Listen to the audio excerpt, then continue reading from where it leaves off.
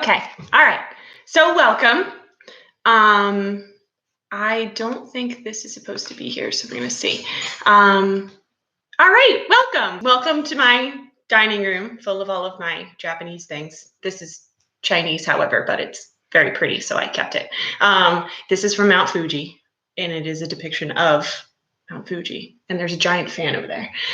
You may see my cat at some point during this because she likes to climb up on the dining room table at this time of day, so that might happen. All right, so we should be on how I found true love in an arranged marriage. So we read Pygmalion last week. Pygmalion was about a man who was disheartened by not being able to find true love and was very upset about it. And so he's a sculptor. So he takes the most beautiful parts of a woman and makes them into one sculpture, and he makes the most beautiful woman, and he falls in love with this sculpture. Weird, but so he falls in love with the sculpture. He's such a good worshiper to the gods that the gods grant him his wish when he goes to the festival. Aphrodite specifically, aka Venus, grants his wish, and she comes alive, and they live happily ever after as man and former inanimate object. Cool. So this one has similar big ideas to it. The big ideas in this are obviously going to be love, and that's something we're going to be talking about between the two. But this is a real story. So how I found true love in an arranged marriage. Again, I will stop at the guiding questions, blah, blah, blah. All right. Arranged marriages have been traditional in many cultures, including South Asian societies, for centuries. While love marriages are becoming more popular in India, arranged marriages continue to thrive there as well. The tradition of arranged marriages has evolved over time, and today many potential spouses can spend more time getting to know each other before agreeing to marriage. In Surabhi Surendra's story of her own arranged marriage, she finds love in a match set up by her father. As you read this essay, take notes on how the author's feelings toward her husband change over time. So we have similar question here already. How the author's feelings toward her husband change over time, how the narrator's feelings from Pygmalion changed about women over time. Okay, last week we celebrated our 6th wedding anniversary. Ours was an arranged marriage, and I had not even seen his picture before saying yes to him. Sounds so backwards, eh? I didn't see his picture because I didn't care to see, as I was already besotted by him when I began to talk to him on the phone and with him over email. So she was already in love with him, is what that means. Besotted, like infatuated with. It was the beginning of 2009. I was on holiday with my friend in Manipur without informing my parents. I called my sister at the hour of departure and told her I was leaving for a 4-day holiday in Manipur with my friend. Before she could say anything, I switched off my phone and sat on the ATR and took off my Kolkata. Within this short trip, I intended to leave behind the emotional bruises of a failed relationship, and also to get some relief from the mounting pressure of arranged marriage that had been dangling over my head. For the past 5 years, my papa brought proposals for me for marriage, and I somehow couldn't seem to settle down with any of them. I would talk to them once or multiple times depending on my interests, but none of them fit well in my vision of a life partner. It was difficult to explain this concept of my kind of life partner to my increasingly restless parents, but I was determined to not give in to their irrational demands. I knew I would rather stay single and stay abroad than marry someone against my wishes. Coming to Manipur was an impulsive decision to gain some sanity. I didn't know the devil of arranged marriage would follow me up there, where the phone caught signal once every 10 minutes. But you see, parents find a way to get to you. I was trying to call my bestie from Manipur and was haggling with the intermittent work when I saw my phone beeping, Papa calling.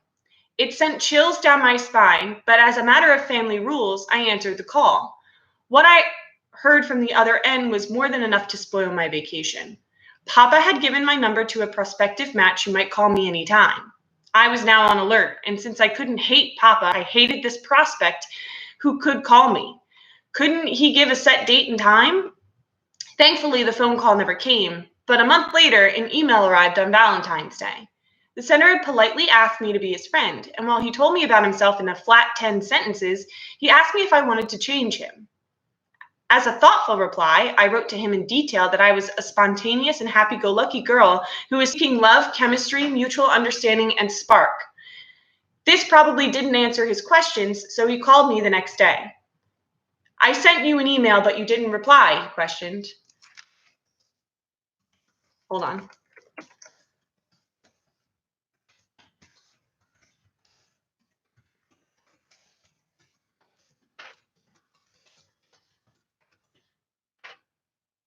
Okay.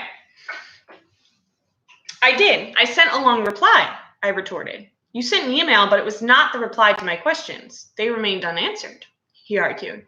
I didn't know what to say, except that I thought he was extremely arrogant. He was an extremely arrogant man, full of attitude with a superiority complex of his job. I didn't want to carry on with the conversation, but I did because I knew I would have to answer Papa after the call. We talked and he spoke about his life, personality, and he confessed he was the first call. His personality, and he confessed this was the first call he ever made to a girl. At the end of the hour-long conversation, he admitted that he had never spoken to any woman for that long. Something I just realized is that I never went to guiding questions. All right, so let's backtrack a little bit. So we should have the first 3 questions here. So question number 1 is, why did Sarabi go on vacation? Was it A, to escape an arranged marriage, B, to clear her head, C, to upset her parents, or D, to visit her future husband? So go back. It should be within those 2 sentences that question 1 comes in. Question number 2 is paragraph 14. How did Sarabi's parents influence her life choices? They arranged for her to meet potential marital matches. They controlled who and when she married. They controlled where she could travel. They decided who she could be friends with.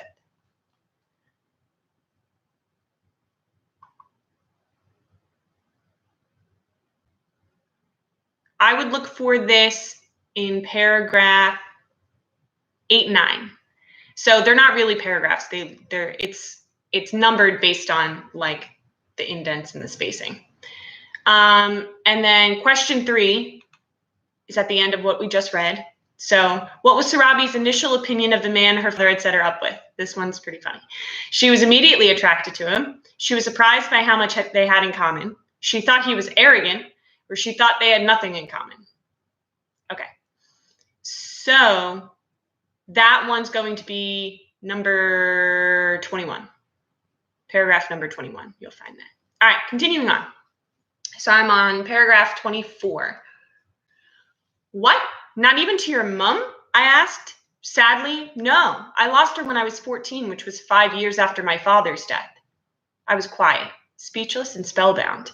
This explains his maturity. He didn't carry a phone, which is why he couldn't give a set date and time to call. This explained why he asked me if I wanted to bring about any change in him. He wanted to be accepted the way he is, and he brutally presents himself in his purest form to people. I do not have any bank balance or property, but I have immense love to give. I've always held on to this love, and I now want to love someone to the best of my capacity, he said in one of the following conversations. Is he a part of me? How else could he know that I was seeking somebody who could love me to the best of his abilities? How could he learn that I didn't need money or wealth or property, but a sound character and true, pure love? One phone call led to another, and one email gave way to a chain of emails. We shared views, opinions, and feelings. He talked about his struggling childhood while I talked about my insecurities and inferiorities. We discussed the hypocrisies of society, and we planned for a happier future. But I had not seen his picture while he had seen plenty of mine. My social networks were rife with images of vacations, friends, and family, and he was completely absent from Google. So question 4. What did Sarabi and her suitor have in common? So what did Sarabi and this man, her future husband, have in common? They both thought it was important to be accepted. They both wanted to start a family. They both wanted to become wealthy. Neither of them agreed with the tradition of arranged marriages. Okay, so we're on paragraph 34. One day, Papa asked me, how is it going with him? Did he say he is ready to marry you? No, he hinted at it, but he hasn't said it explicitly, I replied. That night, he specifically mentioned marrying me, and I asked him to call Papa. He called Papa and only said, thank you, Uncle. Papa was a little confused and asked, thank you for what? Thank you for sending Surabi in my life. I want to marry her. Oh. Next day, we were off to his training center in Mussoorie to carry out a small, formal family tradition of roka. Roka is an engagement announcement celebration before traditional Hindu weddings. So it's kind of like an engagement party. My heart thumped heavily on those curvy, snaky uphill roads. What if I don't like him physically? What if he had chubby cheeks? What if he was too fair?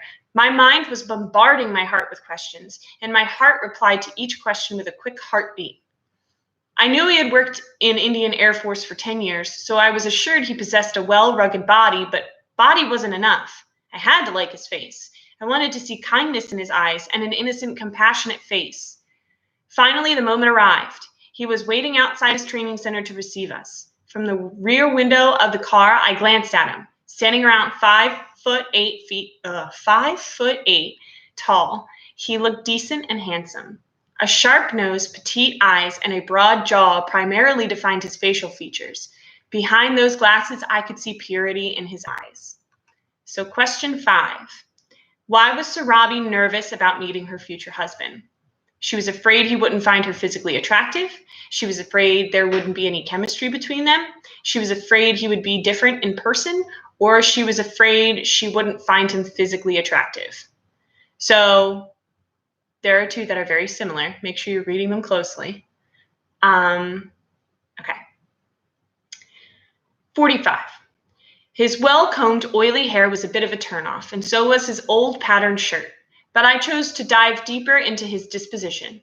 That was charming on the phone and now charismatic in person. We met, shook hands, and he gifted me a rosebud. My eternal love is yours now, he said. Now that we are happily and crazily married, we fight 10 times in a week. I can see how an arranged marriage system came to my rescue when I was failing at taking charge of my life. After brief stints of attempting to find love, I gave up. I realized that maybe I was not destined to get married and that my kind of love does not exist in the world. My kind of love is slightly possessive, but overtly giving. It comprises more of shared laughs and dreams and less of gifts and services. My love is about me and my happiness, and my lover should be okay with it. But this is where I faltered. How can a person love you without demanding a bit of happiness for himself? In my kind of love, I don't give happiness to him. He must derive it from mine. And how and where would I find such a person? Who would love me the way I wanted to be loved? Who would take the risk and eventually have a core belief that once he loves me, I will ultimately give all of myself to him? Had I met him on any random occasion, I am sure I wouldn't have continued talking to him after 5 minutes. It was the pressure and the liberty of an arranged marriage system that helped me in knowing him further beyond those superficial materialistic aspects. I am thankful for the fact that Papa insisted I talk to him. It is an added advantage that Papa had done all the background checks himself and that there were no chances of being cheated. The best part is that Papa admired him instantly when he met him for the first time. Papa was so sure of his choice that he knew this guy could sweep me off my feet. He was so right. He courted me for 3 months before we got married, in a dowry-free marriage. I did not think twice about utilizing my Bradford MBA, and I quit my business analyst job with MNC to settle down with him in the pristine and remote islands of Andaman and Nicobar Islands. All right, last one, question 6. Why did an arranged marriage work out for Surabi? Why did an arranged marriage?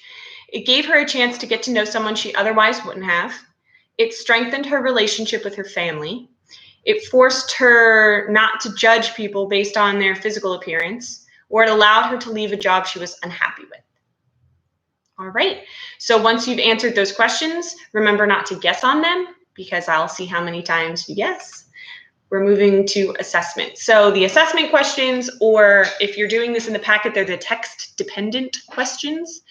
So number 1, part A, which of the following best identifies the central idea of the text? So remember, when you're looking for central idea, you're looking for big umbrella. So you're looking for the big things that are coming out of this. This is main idea.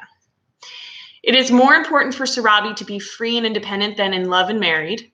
Keeping an open mind on arranged marriage allowed Sarabi to find a husband who shares her type of love. Sarabi's father found her a perfect husband because he knows his children better than they know themselves. Sarabi would have found love sooner if she had started with an open mind on arranged marriage. Okay, if you're watching the video, here's a little bonus for you. I'm going to tell you right now that it is not C. That's such a small portion of the story that can't be the central idea.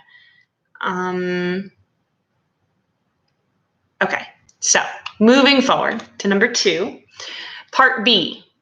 Which phrase from the text best supports the answer to part A? Within this short trip, I intended to leave behind the emotional bruises of a failed relationship and also to get some relief from the mounting pressure of arranged marriage that had been dangling over my head. B. I knew I would rather stay single and stay abroad than marry someone against my wishes. C. Is he a part of me? How else could he know that I was seeking somebody who could love me to the best of his abilities? How could he learn that I didn't need money or wealth or property, but a sound character and true, pure love? Or D. After brief stints of attempting to find love, I gave up. I realized that maybe I was not destined to get married and that my kind of love does not exist in the world. Okay, make sure that this is supporting part A. So remember, part A is not C. It's A, B, or D. Okay. Number 3, part A. What does the word devil most closely mean and is used to describe the author's experience in paragraph 11? So that was, I didn't know the devil of arranged marriage would follow me all the way to Manipur. A, a nickname she gave to her father. B, religious guilt for avoiding her father. C, a possibility she was afraid of and wanted to avoid. Or D, an ex-boyfriend she was afraid of and wanted to avoid. I will tell you right now that it's not B. Okay, number 4, part B. Which phrase from the text supports the answer to part A? To get some relief from the mounting pressure of arranged marriage that had been dangling over my head. B, my papa brought proposals to me for marriage. C, it was difficult to explain this concept of my kind of life partner to my increasingly restless parents. Or D, where the phone call signal once every 10 minutes. It's not going to be D. That just doesn't fit anything. All right, this is the last one for assessment. And for text dependent, this needs to be 5 sentences using races. You have to use your own words to start with.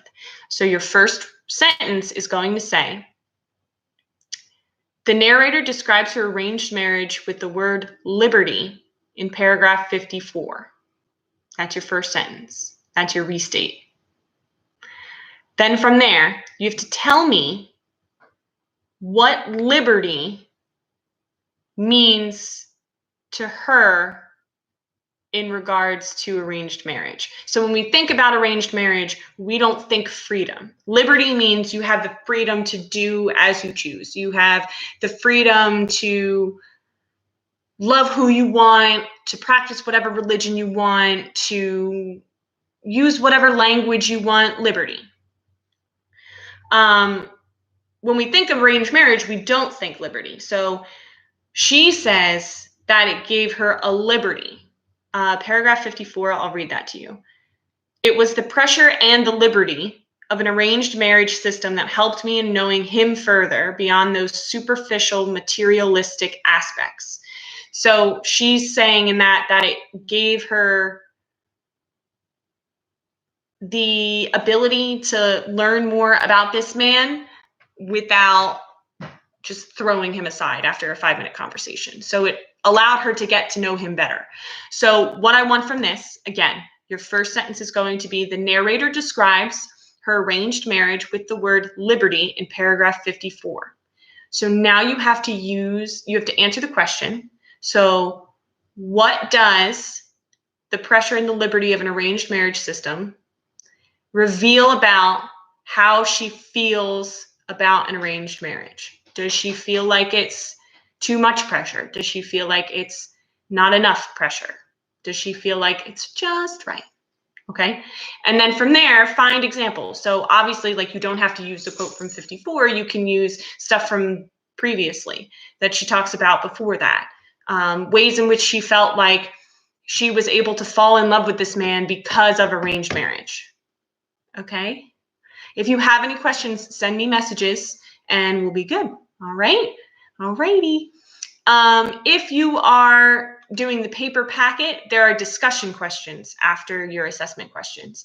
So the discussion questions are, these should be 2 to 3 sentences. How did the narrator fall in love with her husband? Do you think her experience of falling in love is the same as other people who didn't go through an arranged marriage? How did the narrator fall in love with her husband? Do you think her experience of falling in love is the same as other people who don't go through an arranged marriage? So for the most part, most people you probably know got married without an arranged marriage.